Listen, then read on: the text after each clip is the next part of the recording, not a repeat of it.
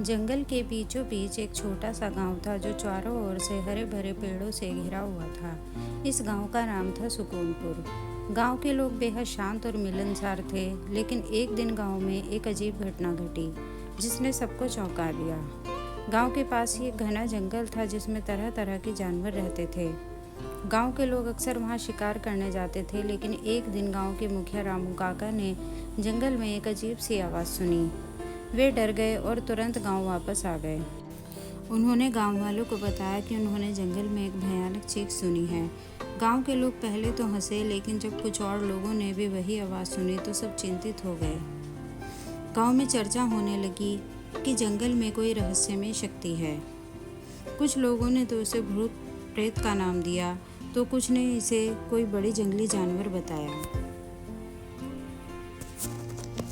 रामू काका ने गांव वासियों को समझाया कि हमें डरना नहीं चाहिए और इस रहस्य का पता लगाना चाहिए। उन्होंने कुछ युवाओं को साथ लेकर जंगल में जाने का फैसला किया। वे सब अपने अपने हथियार लेकर जंगल की ओर चल पड़े। जंगल में घुसते ही उन्होंने वही भयानक आवाज़ फिर से सुनी। सभी डर के मारे रुक गए, लेकिन रामू काका ने हिम्मत नहीं हारी। वे धीरे धीरे आवाज़ की ओर बढ़ने लगे। जब वे आवाज़ के पास पहुँचे तो उन्होंने देखा एक बड़ा सा अजगर एक पेड़ के नीचे लिपटा हुआ है और चीख रहा है। रामू काका ने ध्यान से देखा और समझा कि अजगर के पेट में कुछ अटका हुआ है, जिसकी वजह से वह चीख रहा है।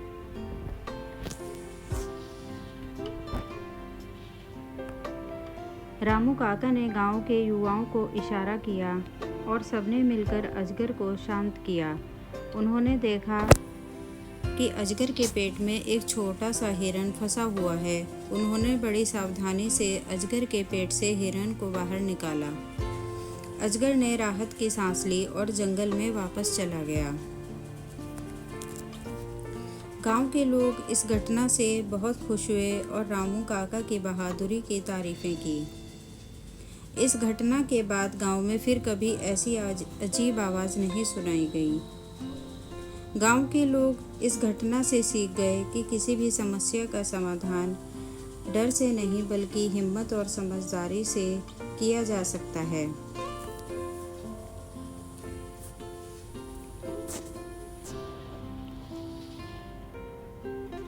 रामू काका की बहादुरी और युवाओं की मदद से गांव में शांति लौट आई।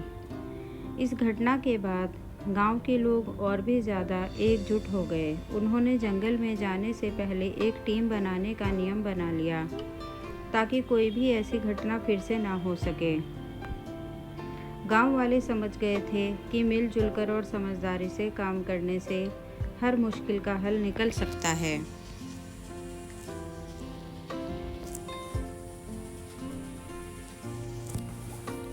कुछ महीनों बाद गांव में एक और घटना घटी। एक दिन गांव के किनारे पर कुछ अजनबी लोग आए। वे लोग बहुत भूखे और थके हुए लग रहे थे।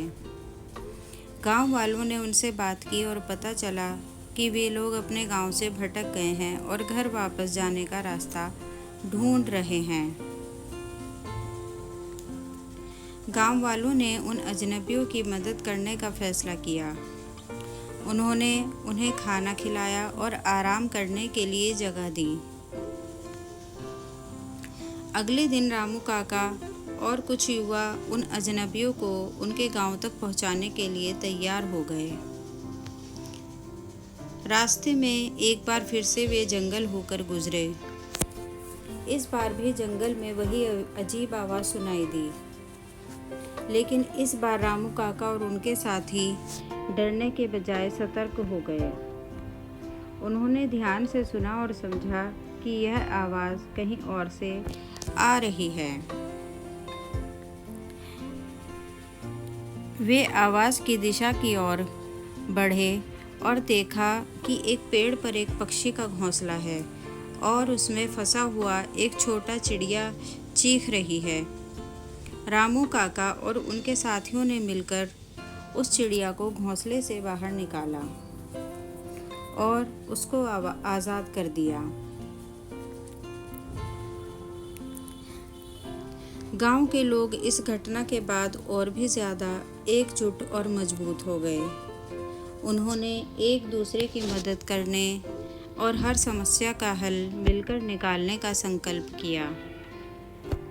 सुकूनपुर गांव एक मिसाल बन गया कि कैसे एकता, धैर्य और हिम्मत से किसी भी मुश्किल का सामना किया जा सकता है। इस कहानी से हमें यह सीख मिलती है कि डरकर भागने से बेहतर है मिलकर हर मुश्किल का डटकर सामना करना। अगर आपको मेरी ये कहानी अच्छी लगी है तो प्लीज़ इसको लाइक एंड शेयर कर दीजिएगा और एंजल स्टोरीज़ को सब्सक्राइब कर दीजिएगा। धन्यवाद।